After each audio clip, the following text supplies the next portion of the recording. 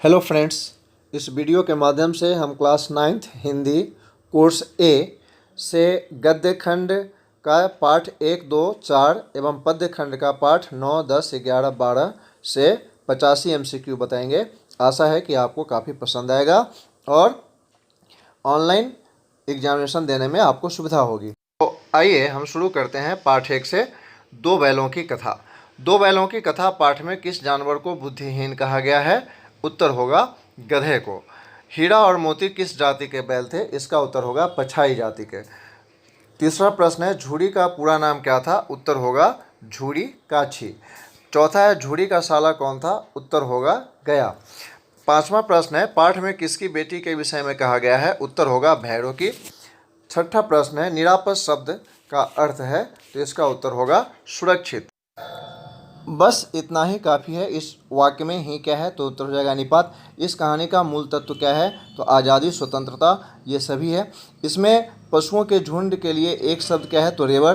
कैद पशुओं की हाजिरी कहाँ ली जाती थी? उत्तर होगा कांजी हाउस में। दढ़ियल कौन था? तो एक कसाई था। दो बैलों की कथा कहानी क्या संदेश देना चाहता है? तो उत्तर हो जाएगा क और ग दोनों।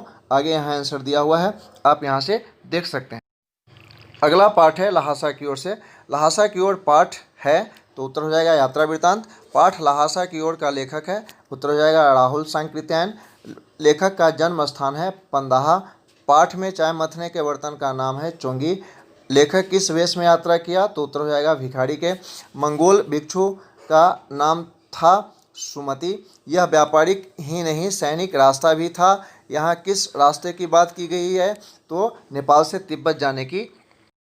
अगला प्रश्न है फौजी चौकियों में कौन रहा करते थे? तो उत्तर हो जाएगा चीनी फौजें। तिब्बत में औरतों की स्थिति अच्छी है, यह किससे ज्ञात होता है? तो उत्तर हो जाएगा वहाँ प्रदा प्रथा नहीं थी।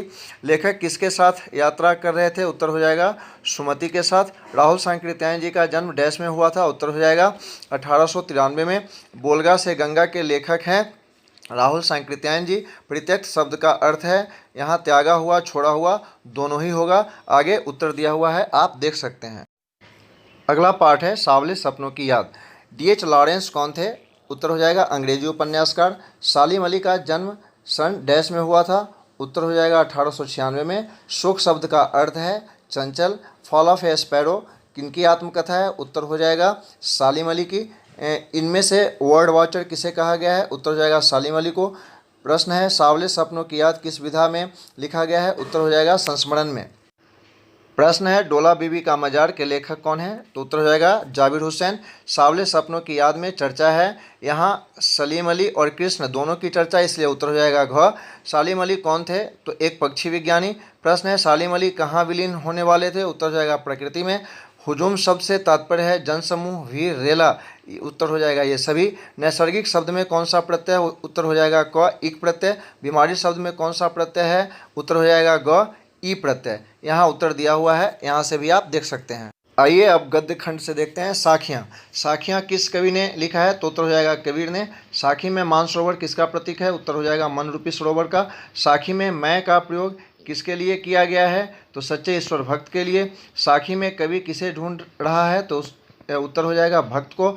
उड़ी शब्द का अर्थ क्या है? तो उड़कर। पाखा पाखी शब्द का अर्थ है पक्ष और विपक्ष में। सोई संत सुजान वाक्यांश में सुजान से तात्पर्य है चतुर, ज्ञानी, सज्जन, ये सभी। आगे है प्रश्न कबीर ने सच्चा मनुष्य किसे कहा है? तो उत्तर हो जाएगा सच्चे भक्त को। कबीर का जन्म कब हुआ था? तो उत्तर हो जाएगा ग 1398 में। मानसरोवर सुभर जल हंसा केली कड़ाई में केली शब्द का अर्थ क्रिया हो जाएगा। पाखा पाखी के कारण सब जग रहा भुलान, यहाँ भुलान से तात्पर्य है भुला देना। कहे कबीर सो जीवता, वाक्यांश में सो जीवता से तात्पर्य है वही जीता है। आगे यहाँ प्रश्न का उत्तर दिया हुआ है, किसी कारण बस अगर मिस्टेक हुआ हो तो यहाँ से आप देखकर मिला सकते हैं। आगे अगला पाठ है वाक। कवयित्री ने कच्चे धागे की रस्सी का प्रयोग किसके लिए किया है? तो सांसों के लिए। वाक कविता की कवयित्री का नाम क्या है? तो उत्तर हो जाएगा ग, ललदयद।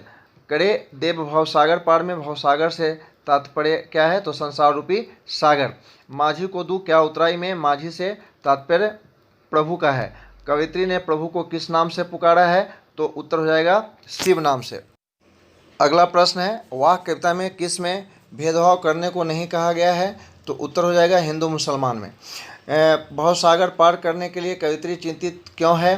तो उत्तर हो जाएगा सदकर्म नहीं किया है। वाक का क्या अर्थ है? उत्तर हो जाएगा कथन वाणी दोनों। तो गौ हो जाएगा आंसर। वाक कविता में किसको जानने वाले को ज्ञानी कहा गया है? तो ईश्वर हो जाएगा स्वयं को। वाक कविता में समखा से तात्पर्य क्या है? मध्यम मार्ग है। तो ये उत्तर भी देख सकते हैं आप। सवैये से देखेंगे हम। स्वांग करने का क्या आशय है? तो रूप बदलना। कवि रसखान के द्वारा रचित सवैये किस भाषा में है? तो उत्तर हो जाएगा ब्रज भाषा में। कवि कृष्ण की लाठी और कंबल के बदले डैश त्यागने को तैयार है? तो उत्तर हो जाएगा गौ तीनों लोकों का राज। नंद की गाय चराने के लिए कवि कौन सा सुख त्यागना चाहता है? उत्तर हो जाएगा घ, क और ख दोनों। श्री कृष्ण द्वारा उठाए गए पर्वत का नाम है? तो उत्तर हो जाएगा गोवर्धन क। अगला प्रश्न है प्रेम वाटिका और सुजान रचना किस कवि की है? तो उत्तर हो जाएगा रसखान की। इनमें से कृष्ण भक्त कवि थे? तो जो दिया हुआ है उसमें हो जाएगा रसखान। पुरंदर से तात्पर्य है इंद्र से। कवि रसखान का मूल नाम क्या था? उत्तर हो जाएगा ख, सैयद इब्राहिम। प्रश्न है कालिंदी कुल कदम की डारन में कौन सा अलंकार है? तो उत्तर हो जाएगा अनुप्रास अलंकार। कवि रसखान किस काल के कवि थे? तो उत्तर हो जाएगा भक्ति काल के। कवि रसखान का जन्म सन डैश में हुआ था? तो 1548 में। आगे यहाँ उत्तर दिया हुआ है, आप देख सकते हैं। अगला पाठ है कैदी और कोकिला। कविता कैदी और कोकिला के कवि हैं? उत्तर हो जाएगा माखनलाल चतुर्वेदी। इनमें से एक भारतीय आत्मा किसे कहा गया है? उत्तर हो जाएगा माखनलाल चतुर्वेदी को। कवि माखनलाल चतुर्वेदी का जन्म सन डैश में हुआ था? उत्तर हो जाएगा 1889 में। ख हो जाएगा। कैदी और कोकिला कविता में कौन सी भाषा का प्रयोग हुआ है? तो उत्तर हो जाएगा खड़ी बोली का। घ, कवि को कोयल की हुक कैसी लग रही है? तो उत्तर हो जाएगा घ, पीड़ा भरी और वेदना युक्त। प्रश्न है कोयल अचानक कब चीख पड़ती है? तो उत्तर हो जाएगा आधी रात को। अगला प्रश्न है ब्रिटिश शकड़ का कुआं से तात्पर्य है? तो उत्तर हो जाएगा अंग्रेजों का अहंकार। प्रश्न है जंजीरों का गहना से तात्पर्य है? उत्तर हो जाएगा हथकड़ी। मधुर विद्रोह बीज में कौन सा अलंकार है? उत्तर हो जाएगा रूपक अलंकार। कैदी और कोकिला कविता में कोकिला से तात्पर्य है कोयल का। मोहन के व्रत पर प्राणों का आसव किसमें भर दूं? वाक्यांश में मोहन से तात्पर्य है महात्मा गांधी का। मृदुल वैभव की रखवाली सी काव्यांश में वैभव से तात्पर्य है ऐश्वर्य का।